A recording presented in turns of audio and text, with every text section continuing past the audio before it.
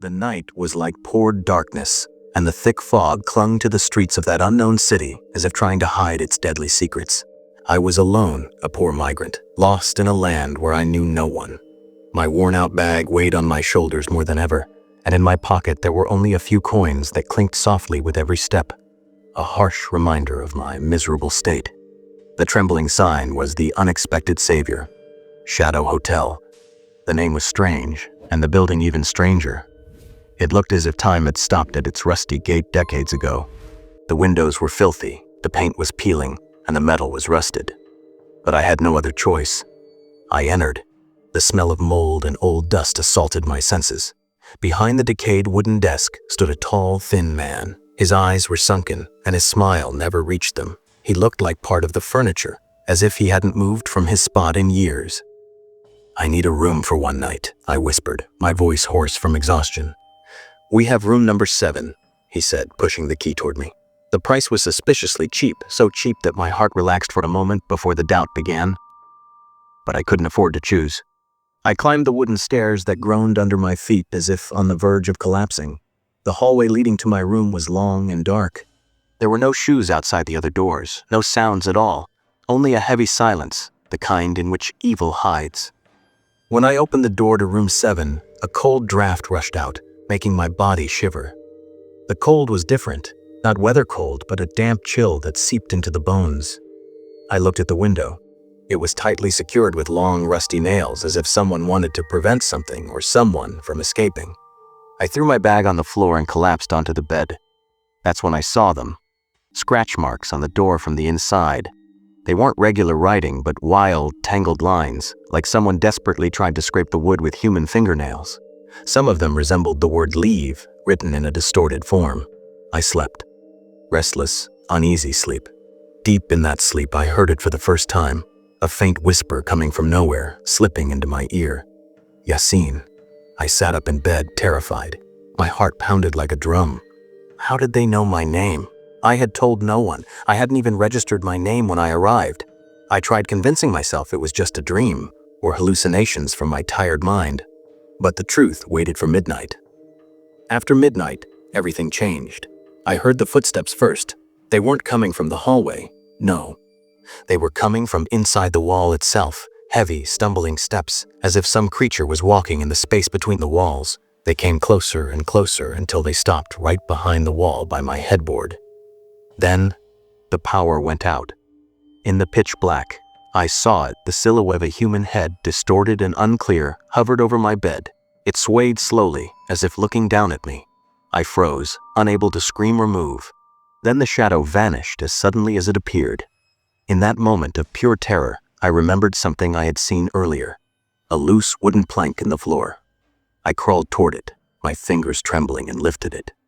Underneath was a small hollow space, and inside it an old dusty notebook. I opened it.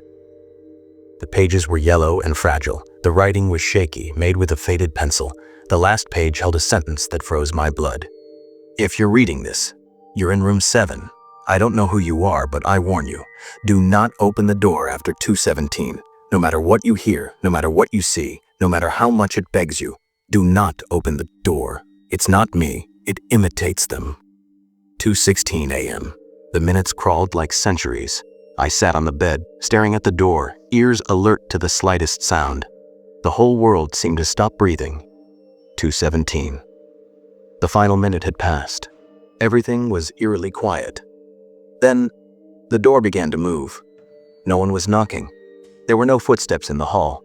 The door itself shook in its wooden frame. Then I heard a slow, painful scratching, as if long nails were scraping the wooden surface from the other side. The scratching turned into a soft tapping, then into increasingly forceful knocking. The knocks were irregular, strange, inhuman. "Open the door, Yassine." It was the owner's voice, the thin man who welcomed me. But the tone was flat, devoid of emotion. The power went out. I need to check something. My heart almost stopped. How did he know the power went out? How did he know I was here? I tried to respond, but the words got lost in my throat. Then the voice changed. It became that of a crying woman. "Please, help me. I'm stuck here. Let me out." The voice was fake, distorted, as if something was trying and failing to mimic humans. The knocking grew violent. The door trembled, and the nails holding it seemed ready to rip out. Something was on the other side, something strong and desperate to get in. Yassine, we know you. We've been waiting. We. The word echoed in my head. It wasn't just one. At the peak of my terror, I remembered the window, nailed shut. But it was the only exit. I grabbed a wooden chair and slammed it against the window. The glass cracked but didn't shatter. The nails held it firmly in place. I was trapped. Suddenly, the knocking stopped. Complete silence. I breathed heavily, wondering if the nightmare had ended. Then a new sound began, one so familiar it made my blood run cold. It was my own voice. "Thank you for opening the door. I was scared out here." It imitated my voice perfectly, terrifyingly. Then it started laughing, a mechanical, hollow laugh that belonged to no human. I rushed to the door and secured an extra bolt I hadn't noticed before, knowing it wouldn't help. I looked through the keyhole. The hallway was dark, but I saw something moving. A black shadow, unnaturally tall, crawling along the opposite wall. Its limbs were long and thin, and its head was tilted at an impossible angle. Then it turned toward me. It had no eyes, only empty black sockets, yet I felt it staring straight at me. It lunged at the door. I stumbled back, certain this was the end, but the attack never came. Instead, I heard a key turning in the lock. Someone was opening the door from the outside. The door creaked open slowly. Standing in the doorway was the owner, but he was no longer the calm, thin man. His eyes were wide with terror, his face pale. He was trembling. "It escaped," he whispered with a broken voice. "It escaped the wall. We have to go, now!" He reached out to grab me, but something was wrong. His eyes were fixed on something behind me. I turned. Nothing. When I looked back at him, I saw it. The smile. A wide, exaggerated smile stretching from ear to ear. Something no human could do. "You were fooled," he said with that same flat voice. And darkness swallowed everything. I woke up with the first light of dawn. I was lying on the cold floor. The door was closed. Everything was silent, as if the night before had been a nightmare. But the notebook lay in my hands, and the scratch marks on the door were deeper. I rushed out of the room and down to reception. The place was abandoned. The dust was thicker and the desk was empty. It looked as if the hotel hadn't been occupied in years. I fled and never looked back. In the next town, while sipping a hot coffee to calm myself, I spoke with an old villager about the Shadow Hotel. He looked at me with pity and fear. "Room 7, he said, shaking his head. "It's been closed for 8 years. A young man stayed there once, a migrant like you. His name was Yassine. He disappeared without a trace. The police found nothing. They said he probably ran away. But we know the truth. The hotel was owned by twins. One of them was kind. The other was not.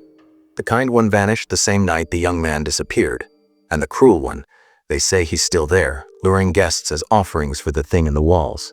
The thing that loves names and feeds on fear." I froze. Yassine. My name. The man who disappeared 8 years ago had my name. And later, when I opened my bag, I found something I hadn't put there. A small piece of paper written in blood. Next night. I understood then. It wasn't just a haunted room. It was a hunt, and the thing in the wall was no longer confined. It had tasted my fear and liked it, and now it was hungry for more. And deep in my soul, I knew the warning in the notebook wasn't meant only for the room. It was meant for the world. Because after 217 no longer referred to the door of the room, I had opened something that night, and now it was free. And it knew my name, and it knew where to find me when the next night came. In the weeks after my escape, my dreams changed.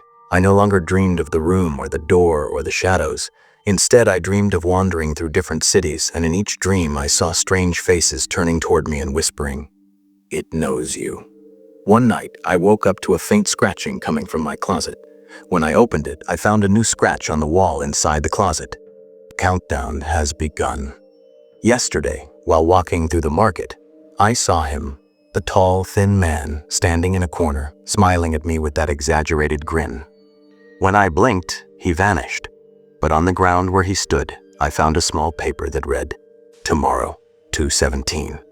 And now the walls of my apartment have begun whispering my name. And I know escape is impossible because it is no longer confined to the Shadow Hotel. It has entered the world and it knows my name and knows how to find me.